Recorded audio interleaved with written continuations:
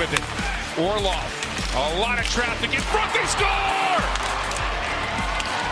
Jesper Bratt picks up the loose change and puts Carolina up 1-0. And now the Canes have a chance with numbers in a shot. That hits the post. The Necas offering.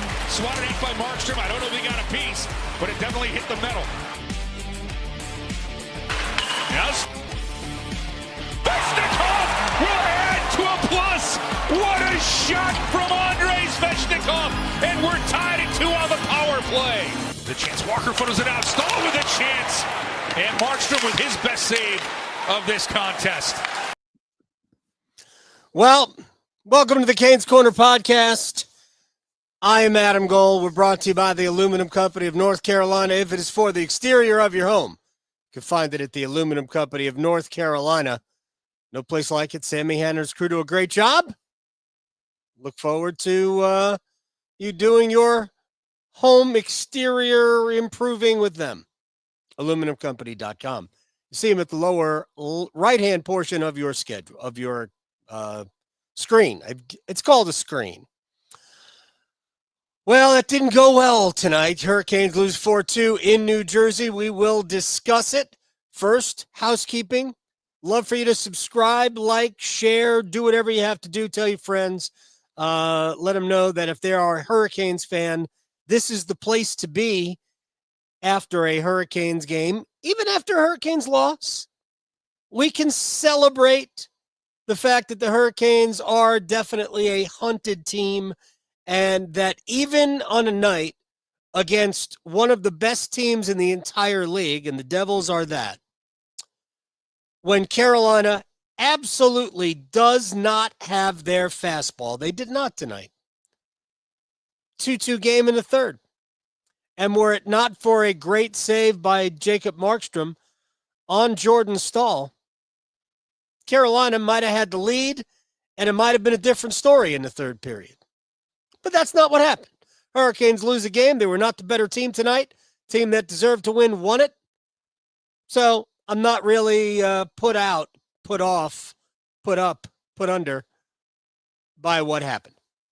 All right. Well, I have some thoughts on the game and I think 2 issues that we'll get to. And it's a little chilly here on studio screen and porch. So that's why I might look a little bundled, but that's okay. That's all right. If you're joining us on YouTube, it's also available wherever you get your podcast. You can rate, give us a review on Apple or Spotify, and I'll go read them, and I'll read the ones I like. So give us a 5-star review if you could. All right. So as always, tell me where you are. Yes, we are here a little early tonight. Hurricanes and Devils played a pretty quick-paced game. I mean, we were done with the post-game show right around 10. Right around 10, we were done with the post-game show. All right. So let's start. We already basically, got point 1. Better team won. And again, you're on the road. I'm not going to use the second half of a back-to-back as an excuse, because it's not an excuse. Hurricanes typically look good in the second half of back-to-backs. Although they did not look great for 2 periods against St. Louis, and then got away with it by playing a great third. Looked like Carolina was going to play a great third against the Devils. Ultimately, it didn't work out that way. They got off to a good start in the third, just couldn't sustain it beyond the first 3 or 4 minutes. I know Rod Brindamore in the postgame show today said penalties derailed them. Well, I don't think that was the problem in the third period, because the penalty didn't come late until after Dougie Hamilton scored the goal. So we'll celebrate former Hurricanes. We can celebrate Steph Nason. I think he had a 2-point night. We can celebrate Dougie Hamilton having a game-winning goal. We could celebrate Brett Pesce blocking 6 shots on the night. We're not going to. I just said we could. We're not going to do that. But so there you go. All right. I'm concerned. Let's just go through the goals, because I think the goals tell a story about the game tonight. First of all, Hurricanes got the first goal. I thought Carolina did play a great first 10 minutes. I think just going back through the broadcast, I thought Carolina was excellent for the first half of the first period. And I thought New Jersey kind of took over the second half of the first period. And again, on the road against a great team. And New Jersey is that. They have a fantastic team. And after one period, it was 1-1. I know Tripp was saying that it's a shame Carolina didn't get more out of that first period. I think it's a shame that I basically agree with that. But I thought for the most part, the Devils were really good in the second half of that period.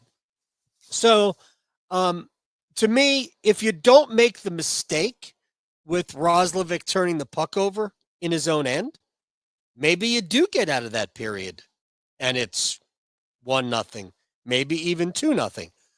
But that turnover, that was a pretty bad turnover.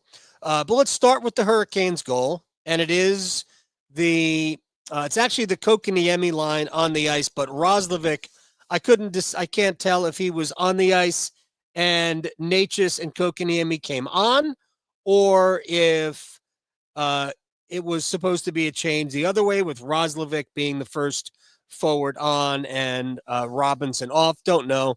All I know is it was kind of a mixed up bag, but Chatfield and Orlov were on and they were +1 tonight. The amazing thing about those two guys this year combined, we haven't played that much hockey, people. Combined, Orlov and Chatfield are +33. I mean, I can't even fathom that number to be +33 combined, and we are 19 games into the season. Hurricanes are 14-5. So good first goal, Roslovic in front, Kotkaniemi also there as part of the chaos. Carolina got off to a good start. But then Roslovic gave the puck away. You just can't do that in your own end. I mean, it goes without saying.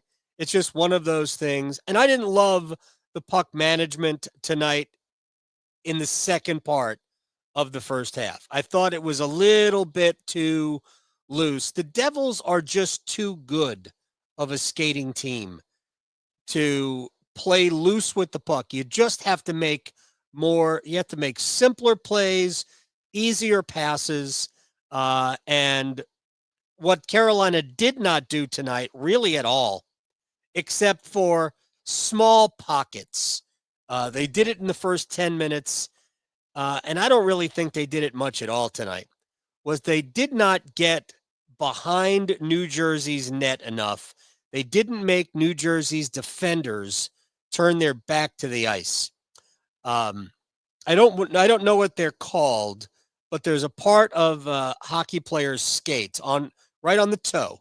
Maybe it's called a toe plate. I don't know. And the Hurricanes didn't do enough of getting those toe plates pointed at their own net in terms of the Devils' defenders. They didn't get New Jersey's defenders to turn their back on the ice enough. And in the first game in Raleigh, that happened all night long. So Dougie Hamilton for Carolina's three goals before the empty netter. Dougie Hamilton was on the ice and essentially responsible for some part in all three of Carolina's goals for that night. They didn't really do that tonight. They didn't make Dougie Hamilton be a negative for New Jersey. And I think the key for playing against the Devils is to take Dougie Hamilton and make his weakness your strength. And Dougie's weakness is defending. His weakness is defending deep in his own end. It's not just something he's good at, which that's fine. It's a trade-off because he's such an incredibly talented offensive player. You have to get Dougie playing defense in his own end, and they just didn't do a good enough job of that tonight. So it's 1-1. late in the first period, Shane Gostisbehere goes to the box. Whatever.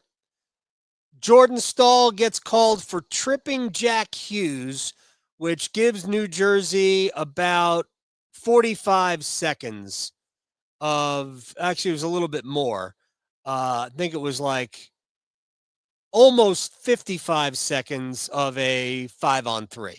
7th time already this year. Folks, we've only played 9 games. 7th time already this year the Hurricanes have been down 2 men shorthanded. 7th time. It will take a long time to do this math because I can't find, if anybody out there has a website that they can find out how many times Carolina was down 2 men or up 2 men last year, I would love to find out about it. Otherwise, I'm going to have to go through all 82 games last season because 7 times in 19 games seems like a lot to me. Shouts to you in Bluefield, West Virginia. Shouts to you in Adelaide, Australia. Hoke County, North Carolina. And Notre Dame Canes, or is that North Dakota Canes? Do not know. ND could be anything. Non-denominational Canes. I mean, that's fine. Nobody needs to know. So the Hurricanes are down 5-on-3. They kill off the last, I don't know how many seconds in the first period. And then you've got about 45 seconds to erase in the second. And they almost do it. They almost do it. Great pass across from Jack Hughes to Steph Nason right in the doorstep. And he beats the clock. So Carolina gives up another 5-on-3 goal. The Canes have given up 11 power play goals, which is probably a little much for them over the course of the first 19 games of the season. 5 of them, though, however, have been 5-on-3. So they've given up 6 regular power play goals in 19 games. The last one was the death knell, but ultimately the first one hurt as well. So I'm just amazed you can be 5-on-3 down so often. By the way, NC State is just picked off Georgia Tech. Pardon me for the distraction. NC State picked off Georgia Tech, so about 7.5 minutes left, and the Yellow Jackets have a 16-14 lead. We'll keep you up to date. I mean, I'm full service here. I'm not going to share the screen, but we are full service. So I just can't believe you could be that 2 men down as many times as they have. All right, so it's 2-1 after 2. I thought what could have been a big story in the game was Carolina only being a goal down after 2 periods. Because that's all they were, 2-1 down. And then you start the third, you win a faceoff, you're on your own power play. Martin Necas goes from deep in his own end on the right all the way across into the corner. Andrei Svechnikov gets the carom and from a very sharp angle beats Jacob Markstrom over his left shoulder. And all of a sudden we're tied. And then Jordan Staal, a minute and a half later, has an opportunity to the side of the goal, and Markstrom gets across and makes a diving stop. If that goes in, I think we're talking about a different outcome. But Markstrom makes his best save of the game, and it stays 2-2. And I thought about 5 minutes into the third, after the Hurricanes tied it and the inevitable push, and it looked like we were going to have one of those periods from Andrei Svechnikov, the Devils sort of assumed control of the game again. To me, the big play was Spencer Martin going behind his net, not being able to play the puck, kind of panicking a little bit, and ultimately giving New Jersey a longer possession. And I think it was Dawson Mercer that passed the puck out to Dougie Hamilton. He went over Martin. That made it 3-2. The Spencer Bratt power play goal later on. We'll talk about that power play in a second. That power play goal made it 4-2, and it was it. But ultimately, the first goal that New Jersey scored, the one to tie it, was a gift from Jack Roslovic. Should have gotten the primary assist. The third goal, the go-ahead goal, was a gift in terms of a possession. Now, that is in no way, shape, or form meant to take away from the players who scored those goals, but the setup was gifted by Carolina mistakes. And the Roslovic turnover, that's not even a forced turnover. And I guess in some ways, Martin was forced to misplay the puck, but he had already misplayed the puck by the time New Jersey got there to cause havoc in the whole situation. So that should be a play where Martin plays the puck either to a safe area and what happens doesn't happen, or clears the zone. But he just couldn't handle the puck, and that was that. Now, as for the power play, the penalty on Jackson Blake. So here's where it doesn't pay to be an honest player. And when I mean an honest player, I know that there is a penalty for diving in the NHL. But it is a not uncommon occurrence for a player to realize, man, he tripped me. If I go down, it's a penalty and we'll get a power play. Blake didn't go down. It was clear that Thomas Tatar's stick got in between Blake's legs and even under one of his skate blades. But Blake was strong enough, had enough core strength to not go down. But he did lose his balance, and in losing his balance, his stick came up and caught Tatar underneath the shield. All right, that's great. Carolina gets a penalty because Jackson Blake didn't go down. Kind of like Jack Hughes went down on the Jordan Staal tripping call that led to the 5-on-3.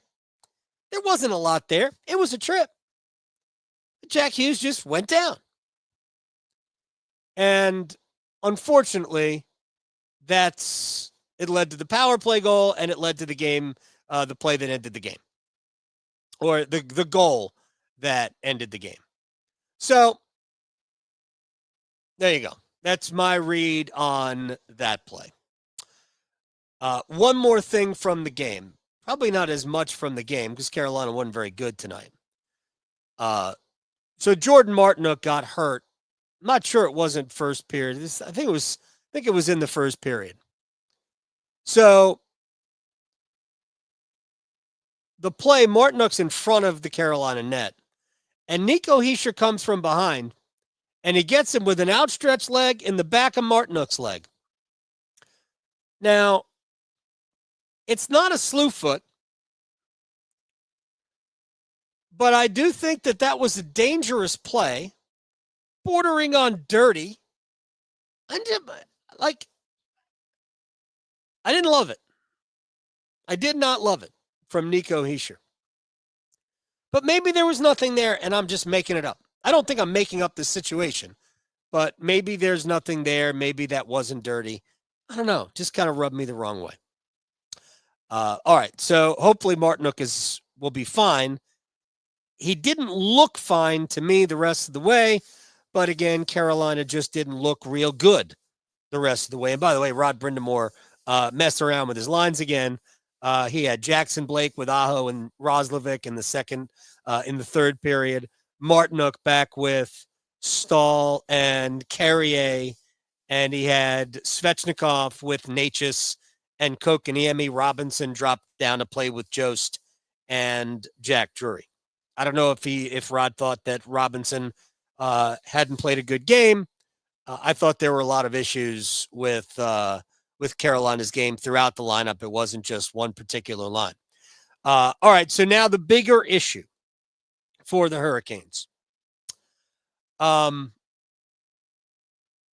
Frederik Andersen, knee surgery, out for 8 to 12 weeks. It's Freddie, so let's go 12 weeks. Where does 12 weeks bring us? 3 months from now, we're talking about November 21st. 12 weeks brings us to the middle of March, right? December, January, no, middle of February. But so after the Four Nations tournament. So let's say Freddie is back by the 21st of February. Okay. What does Carolina do between now and then? Spencer Martin didn't play poorly tonight at all. But he misplayed the puck for the third goal. He was also a little deep in his net on that goal. I guess it's hard to be too far out when the pass comes from behind the goal because you don't know what's going to happen. But he misplayed the puck.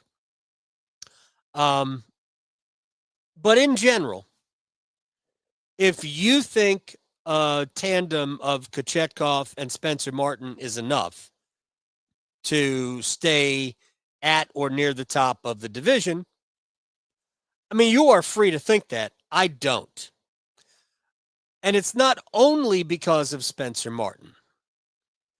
So this is very similar to last year, and we're not that far from the time when Kochetkov kind of kicked on and then played like 2 months like he was the best goalie in the league or among them. But Kochetkov has not been consistently good. And because he hasn't been consistently good, the Hurricanes right now have, at best, a decent goaltending tandem. And this is not because Kochetkov isn't capable. It's just that we haven't seen consistently good performances from him. Until we see that, and until he demonstrates he can play more than, not every other, but 2 out of every 3, with Spencer Martin as your number 2, I just don't think that's enough. So Carolina's coming to a week after Columbus, who scored 7 goals, by the way, tonight. Carolina's coming to a week in which they play Dallas at home. The first 3 games are at home. The last one is on the road. Thanksgiving week. Dallas Monday, Rangers Wednesday, Florida Friday, Florida on the road Saturday. Kochetkov can't play all of them. He's already demonstrated that. We'll see Kochetkov, I think, in Columbus on Saturday. Probably see him against Dallas on Monday, or they'll throw Martin out there Monday, and Kochetkov might play Wednesday, Friday, but then Martin's going to have to play Saturday.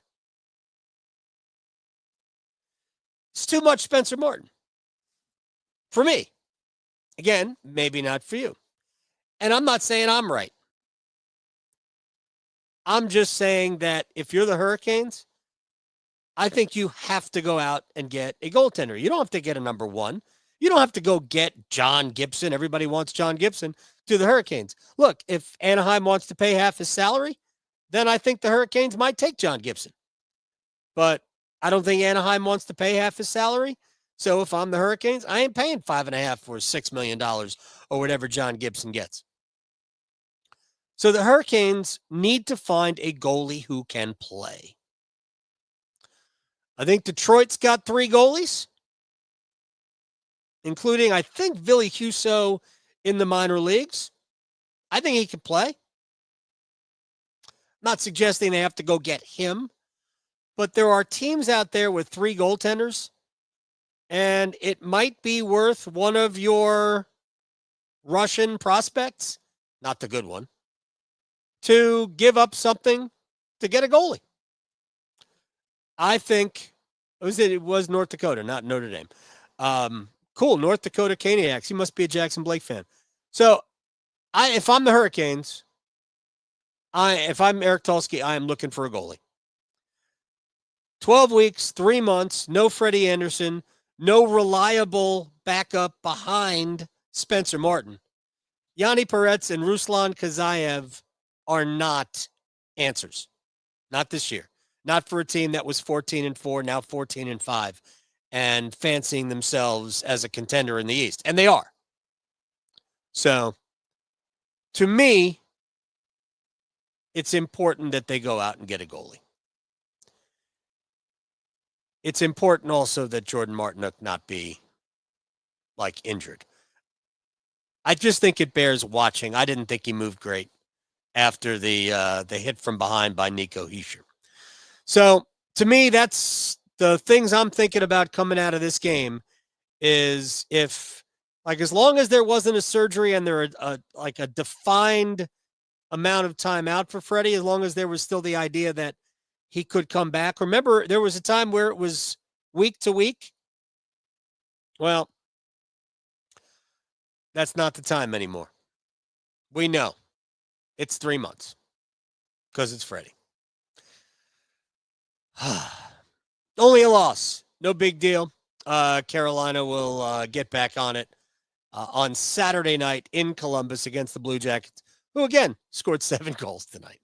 All right, we're brought to you by the Aluminum Company of North Carolina. If it's for the exterior of your home, you can find it at the Aluminum Company of North Carolina on Hamlin Road in Durham.